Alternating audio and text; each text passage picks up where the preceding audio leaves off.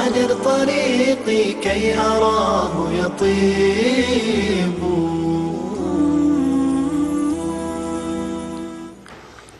بسم الله الرحمن الرحيم الحمد لله رب العالمين وصلى الله وسلم على نبينا محمد وعلى آله وصحابته ومن تبعهم بإحسان إلى يوم الدين أما بعد فالسلام عليكم ورحمة الله وبركاته. La personne qui vit dans les péchés vit dans une détresse et une souffrance intense.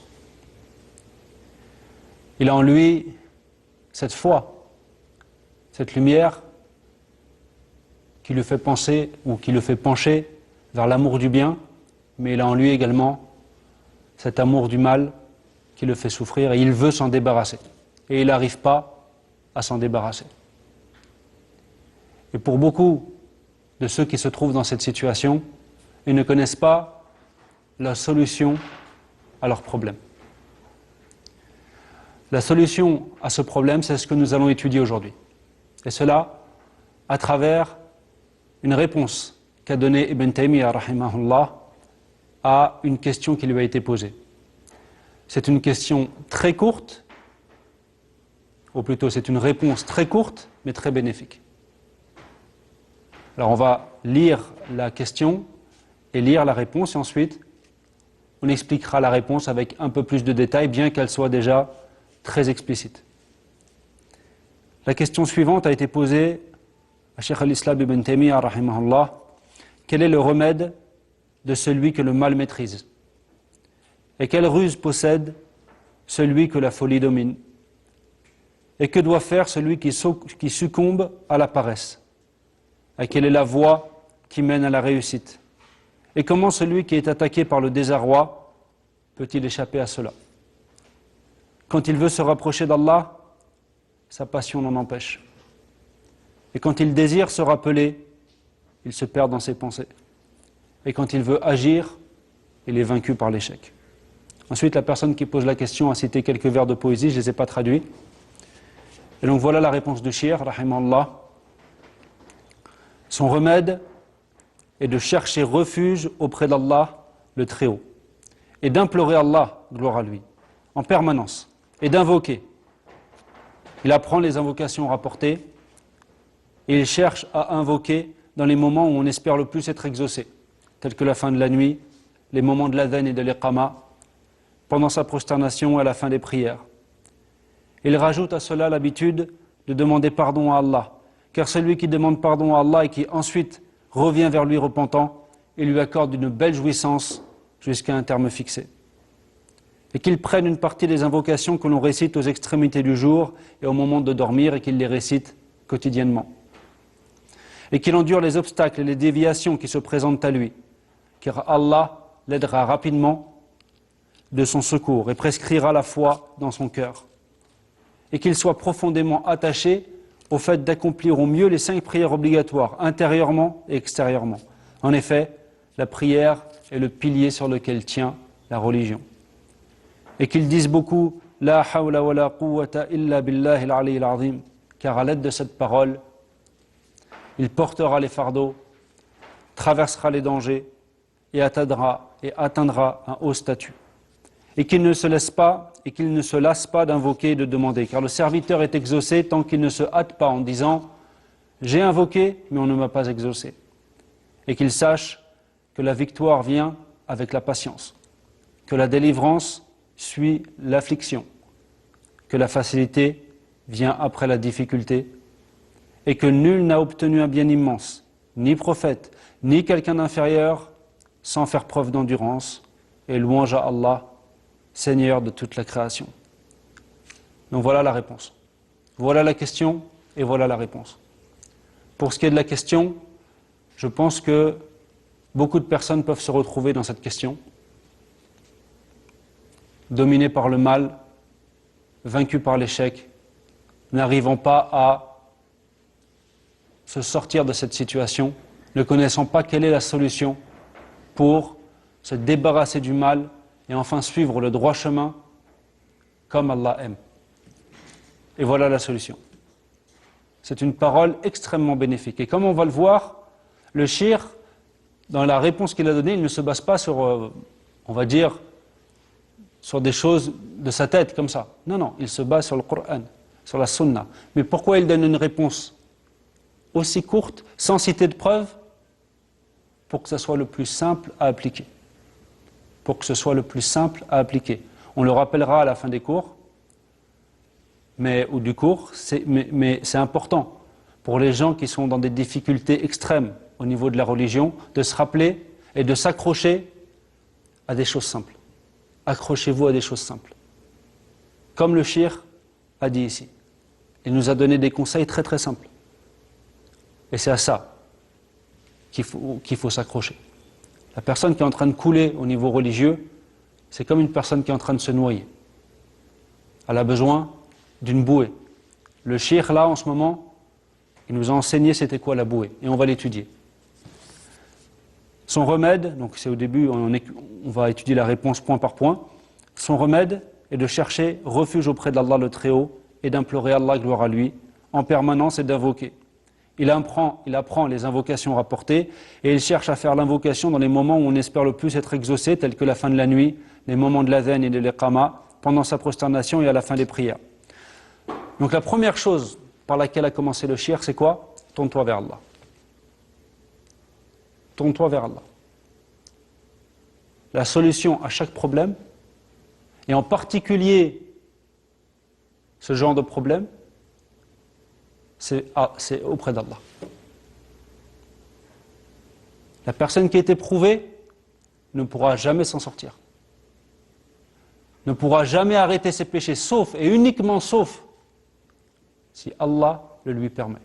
Et si Allah le lui permet, rien ni personne ne le fera retourner dans le mal. Ça, c'est une chose qui est primordiale, qu'il faut toujours avoir en tête. Et ce conseil du shir, encore une fois, comme on a dit, c'est dans le Coran. Allah dit dans le Coran, وَأَيُّوبَ إِذْ نَادَى رَبَّهُ أَنِّي مَسَّنِيَ الضُّرُّ وَأَنْتَ أَرْحَمُ الراحمين فاستجبنا له فكشفنا ما به من ضر وآتيناه أهله ومثلهم معهم رحمة من عندنا وذكرى للعابدين. Et Job, quand il implora son Seigneur, le mal m'a touché, mais toi, tu es le plus miséricordieux des miséricordieux. Nous l'exaucâmes, enlevâmes le mal qu'il avait, lui rendîmes les siens, et autant qu'eux, avec eux, par miséricorde de notre part et en tant que rappel aux adorateurs. Et Allah dit dans le Coran, وَذَنُّونِ إِذْ ذَهَبَ مُغَاضِبًا فَظَنَّ أَن لَّن نَّقْدِرَ عَلَيْهِ فَنَادَى فِي الظُّلُمَاتِ أَن لَّا إِلَٰهَ إِلَّا أَنتَ سُبْحَانَكَ إِنِّي كُنتُ مِنَ الظَّالِمِينَ فَاسْتَجَبْنَا لَهُ وَنَجَّيْنَاهُ مِنَ الْغَمِّ وَكَذَلِكَ نُنْجِي الْمُؤْمِنِينَ. Et rappelle-toi de Jonas, furieux contre son peuple qui refusait de croire, il l'abandonna sans avoir eu notre autorisation. Il pensait que nous n'allions pas l'éprouver. Il embarqua sur un bateau et fut jeté à la mer. Puis un énorme poisson l'avala. Et dans les ténèbres de la nuit, de la mer et du ventre du poisson, il implora « Nul autre que toi ne mérite d'être adoré, gloire à toi, j'ai certes été du nombre des injustes. » Nous l'exaucâmes et le sauvâmes de son angoisse, et c'est ainsi que nous sauvons les croyants. Et Allah subhanahu wa ta'ala dit « Qala rabbi as-sijnu ahabbu ilayya mimma yad'unani ilayh » Donc là c'est dans Surat Yusuf. Allah nous rapporte ce que Yusuf a dit. قال ربي السجن أحب إلي مما يدعونني إليه وإلا تصرف عني كيدهن أصب إليهن وأكن من الجاهلين فاستجاب له ربه فصرف عنه كيدهن إنه هو السميع العليم. Il dit, Seigneur, je préfère aller en prison plutôt que de faire le mal auquel elle m'appelle. Mais si tu n'écartes pas de moi leur ruse, je pencherai vers elle et serai du nombre des ignorants. Et son Seigneur exauça son invocation et écarta de lui leur ruse. Certes, il est celui qui entend et sait absolument tout. Donc le premier conseil du shir, c'est quoi? Tourne-toi vers Allah. D'où est-ce qu'il tient ça? C'est pas de sa tête, c'est dans le Coran. C'est dans le Coran. Tu es en détresse, tu te tournes vers Allah. À l'image des prophètes qui sont nos modèles. Mais il faut aussi savoir que la personne qui se tourne vers Allah ne doit pas le faire avec un cœur insouciant. La personne qui se tourne vers Allah, particulièrement dans ce genre de situation, quand on est en danger, quand on a le dîn qui risque de mourir, notre religion qui risque de partir, notre cœur qui risque de mourir. Quand on est en danger comme ça, il faut se rappeler qu'il faut appeler Allah, il faut invoquer Allah avec la sensation de cette détresse dans laquelle on est. Et dans le Mustadrak de l'Hakim, il y a une parole sahih de Hudhayfa radiyallahu anhu qui nous dit Ya'ti alaykum zaman la yanju fihi illa man da'a du'a al-gharaq.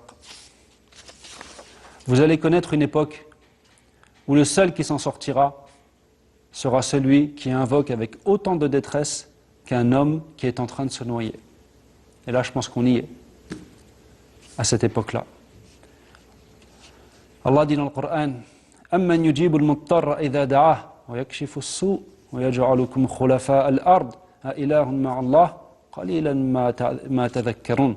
Le meilleur, c'est plutôt Allah, ou c'est plutôt celui qui répond à la personne en détresse quand elle l'invoque. Le meilleur, c'est plutôt celui qui répond à la personne en détresse quand elle l'invoque, qui fait disparaître le malheur et qui vous fait succéder sur terre génération après génération. Un autre qu'Allah mérite-t-il donc aussi d'être adoré? C'est rare que vous vous rappeliez. Donc ça, c'est le premier conseil, et c'est le plus important. Se tourner vers Allah.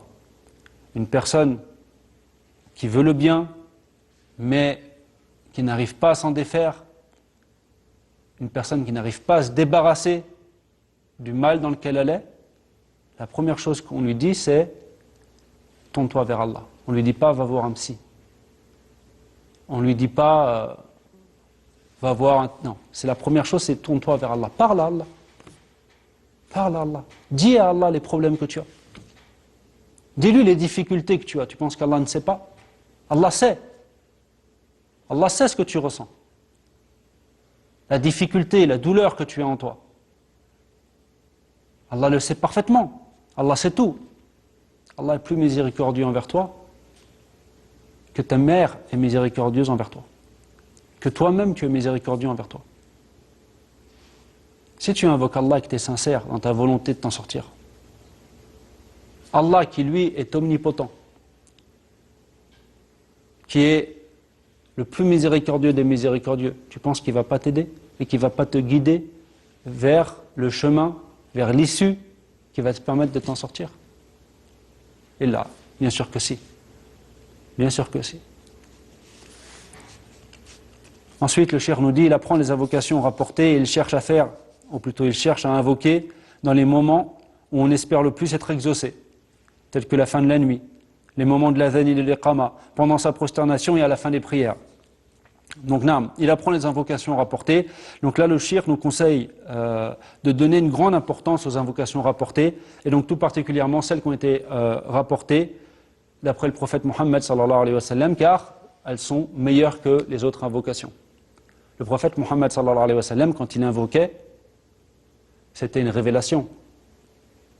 Quand les do'as qu'il nous a enseignés, les do'as qu'il nous a, ou vers lesquels il nous a orientés, c'est une chose qui lui a été révélée. Donc c'est Allah, notre Créateur, qui sait ce qui est bon pour nous, qui sait comment nous, on peut suivre le droit chemin par sa permission.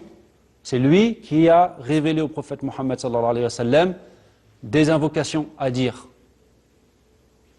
Donc, évidemment, elles sont meilleures que les autres. Ce qui ne signifie pas qu'on ne peut pas invoquer, demander ou parler à Allah pour évoquer ses problèmes, bien sûr que si. Et parmi les livres qu'on pourrait conseiller d'ailleurs pour ce qui est des invocations, il y a le Kitab al-Athkar, al-Nawawi, Al-Kalim al-Tayyib, Ibn Taymiyyah, Husn al-Muslim, al-Qahtani. Tout ça, ce sont des livres où on peut trouver des invocations du prophète Mohammed sallallahu alayhi wa sallam. Évidemment, les kutub de hadith, bon ça c'est plus des grands livres, je ne sais pas forcément que ça va convenir à chacun. Mais dans ces livres que je viens de citer, voilà, tout le monde va trouver ce qu'il recherche. Inch'Allah.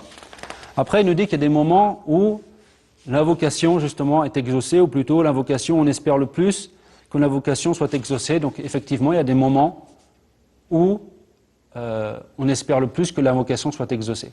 Comme par exemple la fin de la nuit.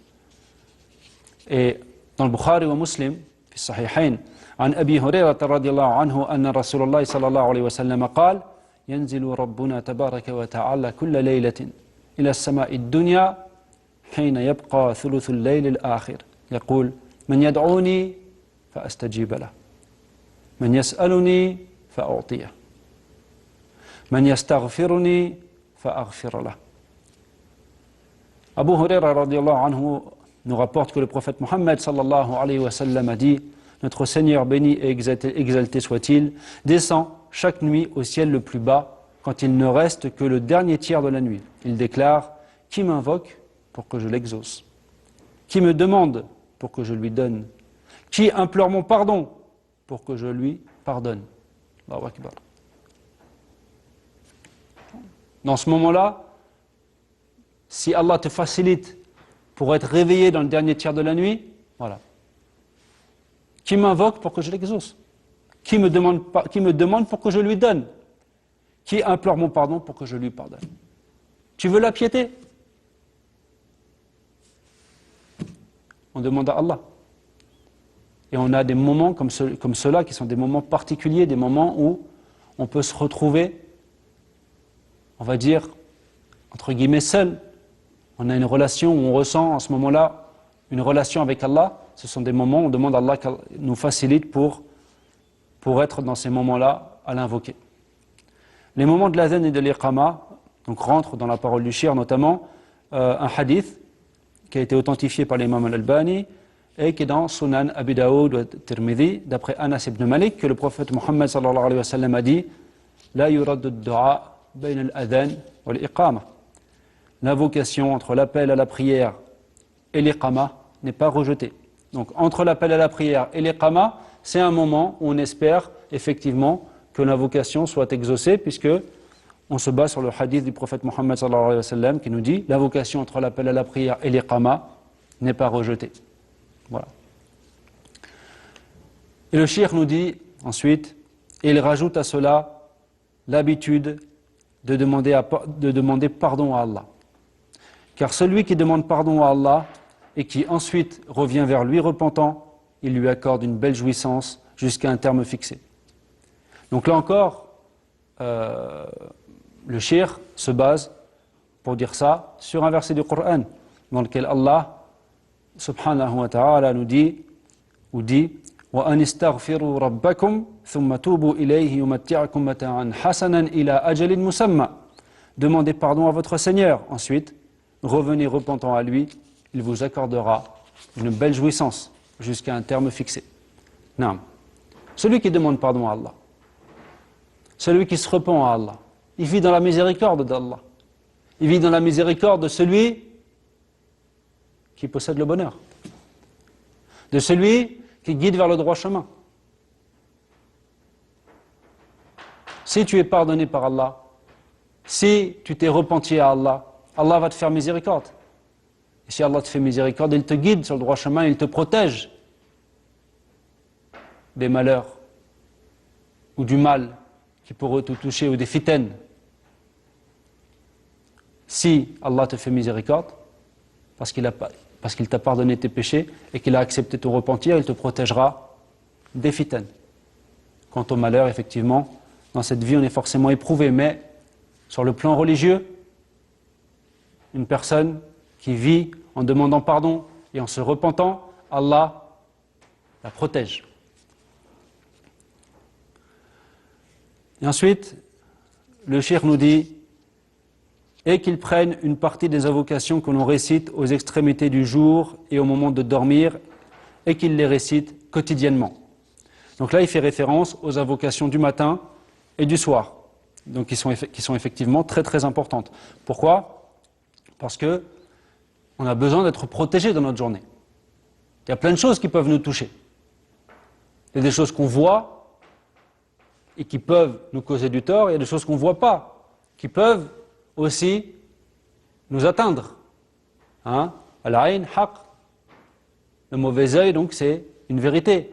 Il y a aussi voilà, des gens qui font plein de mauvaises choses, où il y a des djinns qui pourraient être une cause de nuisance pour nous. Nous, on demande à Allah de nous protéger contre ces choses-là. Quand on fait les adhkar, on veut être protégé contre le mal en général. Donc par exemple, on va trouver que dans un hadith qu'il y a dans Abu Daoud et At-Tirmidhi, et qui a été jugé comme bon par l'imam Al-Albani, rahimahullah, que le prophète Mohammed sallallahu alayhi wa sallam nous dit que dire « Qul huwa Allahu ahad » wa « Qul a'udhu bi rabbil falaq » wa « Qul a'udhu bi rabbin nas » le matin et le soir, 3 fois, te suffisent contre toute chose. C'est-à-dire que la récitation de ces 3 sourates, le matin et le soir, 3 fois, sont une cause pour être protégé contre toutes les mauvaises choses. Sont une cause pour être protégé contre toutes les mauvaises choses. Donc c'est très important de réciter les adhkar. Donc nous, il faut qu'on le fasse, il faut qu'on apprenne des adhkar, il faut aussi qu'on entraîne nos enfants ou qu'on leur rappelle de dire ces choses-là. Et qu'on leur rappelle de dire les adhkar. Donc, on va continuer l'explication de la fatwa, Inch'Allah, demain dans le prochain cours. Aujourd'hui, je vais terminer en faisant un petit résumé de ce qui a été dit. Puisque cette fatwa-là, on aurait pu la faire, l'explication très rapidement, mais je pense que c'est très important de comprendre ce sujet. Et vu la gravité de la question, je pense que cela mérite qu'on s'attarde dessus, au moins pendant 2 cours. Donc, la personne pose la question, elle est dominée par un mal, elle est dominée par certains péchés. Elle est dominée par certains péchés. Elle n'arrive pas à se débarrasser du mal dans lequel elle est. Elle voudrait se débarrasser de ce mal, mais elle n'y arrive pas. Et elle demande au shir quelle est la solution. Et le shir lui répond une réponse très courte, qui tient en 1 page ou à peine 1 page, ou une demi-page. Des conseils très très courts. Quelque chose à appliquer qui soit facile. Pourquoi ? Parce que quand on est dans cette situation, qu'on a du mal à appliquer la religion, ou qu'on est attiré par des mauvaises choses qui risquent de nous faire complètement sombrer et chuter, dans ces moments-là, il faut qu'on s'accroche à des choses simples. Et là, le shir, c'est vers ça qu'il nous a orientés. Des choses simples. Et il a commencé par quoi ? Ad-dua. Implorer Allah. Implorer Allah. Tu te tournes vers Allah. C'est lui qui sait la situation dans laquelle tu es. C'est lui qui est capable de t'en sortir. Et c'est lui seul. C'est lui seul qui peut te mettre à l'abri du mal de ton âme, qui peut purifier ton cœur, qui peut te guider sur le droit chemin, qui peut te raffermir. Et wallahi, Allah est omnipotent. Surtout, ne t'imagine surtout pas, jamais, que le mal dans lequel tu es, même si ça fait des années que tu y es, même si, non, Allah est omnipotent, il peut t'en sortir en un instant, en moins d'1 clin d'œil. Allah est omnipotent. Ne doute absolument pas de cette chose-là. Donc, la solution est se tourner vers Allah. Et on a aussi vu d'autres petites choses, mais on continuera à expliquer la fatwa demain, Inch'Allah ta'ala, et on demande à Allah qu'il nous facilite pour être purifiés, pour suivre le droit chemin, et on demande à Allah qu'il nous fasse entrer au paradis, qu'il nous sauve de l'enfer et des supplices de la tombe. Allah wallahu a'lam, wa sallallahu wa sallam ala nabiyyina Muhammad, wa salamu alaykum wa rahmatullahi wa barakatuh.